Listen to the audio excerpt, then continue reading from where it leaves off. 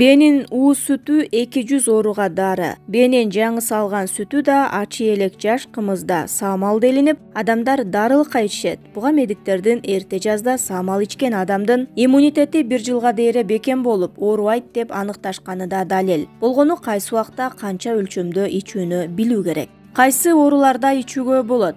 Колдо байланган бенин сүтүнүн дарылыгы жок. Жайлоодогу 1000 түркүн дары чөптүн бүрүн искеп жеген бенин сүтү гана көптөгөн дарттарды айыктыруу касиетине ээ.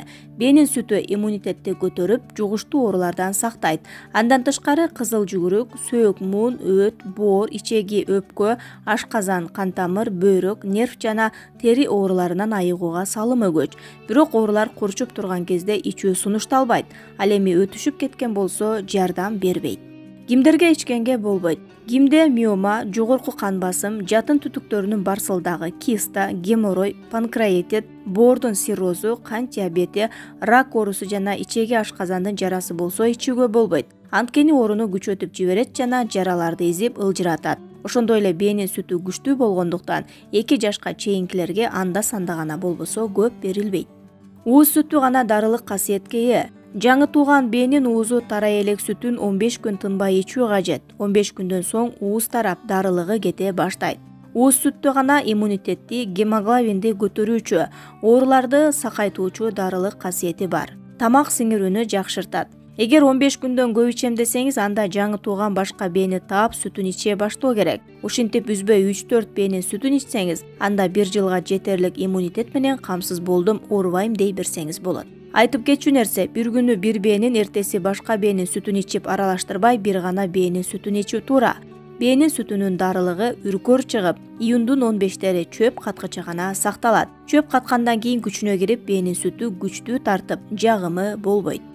Аз-аздан ичип көнбөсө ооруларды козгойт. Бенин сүтү саалары менен 3-5 мүнөткө жеткирилбей жылуу ичилет. Бир күндө ичүү өлчөмү жаш куракка жараша төмөнкүдөй. 2 жаштан 5 жашка чейинки балдарга 350-400 грамм, 5 жаштан 15 жашка чейинкилерге 700 грамм, 15 жаштан 60 жашка чейинкилерге 1 литр, 60 жаштан жогоркуларга ден соолугу чың болсо 1 литр, начар болсо 700 граммдын тегереги. Бенин сүтүн аз-аздан ичип көнүү керек. Сүттүн ичти тазалоочу касиети болгондуктан алгач ичти алат.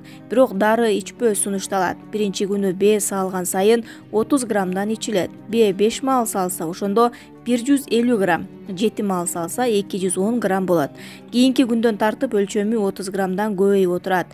Мисалы экинчи күнү ар саамда 60 граммдан ичилсе, үчүнчү күнү 90 граммдан дегендей. Качан керектүү өлчөмгө жеткенде бенин сүтүнүн өлчөмүн кайрадан күндө 30 граммдан кемитип ичүү керек. Туура ичилген сүт 200 ооруга даба болорун кыргыз табыптары айтып келишет. Ууз сүт ичүү мезгилинде кычкыл, майлуу азыктарды жана кыямдарды жебей мүнөздөп тамак ичүү керек. Кээ бирөөлөр дарыланабыз дешет да, бир койду союп, майлуу тамак менен бенин сүтүн ичишет.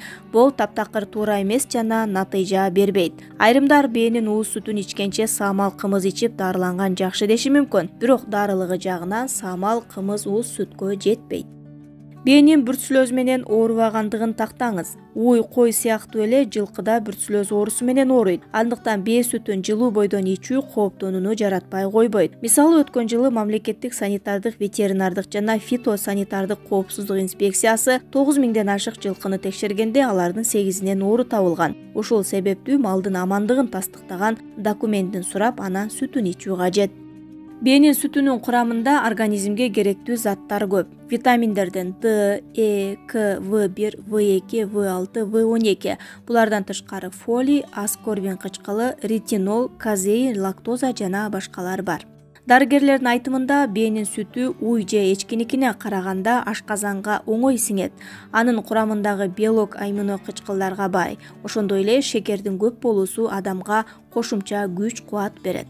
Май эритүүчү А, Э, С, В1, биотин В2, В12 сыяктуу витаминдерге бай. Дарыгерлер бенин сүтү дээрлик бардык адамдарга жагымдуу экенин айтышат, бирок ичеги карындын жугуштуу оорусу менен жабыркаган адамдарга кымыз ичүүгө болбойт. Бенин сүтү менен кымыз жалпы адамдын иммунитетин жакшыртып, жашартуучу касиеттерге ээ экени да айтылып келет. Ал эми айрым дарыгерлер ичүүнүн эрежесин билүүлөрү зарыл экенин айтышат. Кыргыз Республикасынын эмгек сиңирген дарыгери, медицина илимдеринин доктору профессор Ишенбай Молдоташев бээнин сүтүн профилактика үчүн туура ичүү эрежелерин Спутник Кыргызстан радиосуна маек куруп жатып билдирген. Анын айтымында саамалды эмес, жаңы саап алынган бээ сүтүн туура ичүү организм үчүн пайдалуу, бирок олуттуу оорулардан айыктырып жибербейт. Бээнин сүтүн жай мезгилинде ичкен туура. Анын курамында белок, аминокислоталар, түрдүү майлар, витаминдер, электролиттер бар. Бул жагынан алып караганда эненин сүтүнө жакын. Ошондуктан кандайдыр бир себеп менен эне сүтүн эме албай калган наристелерге коркпой ичире бериш керек.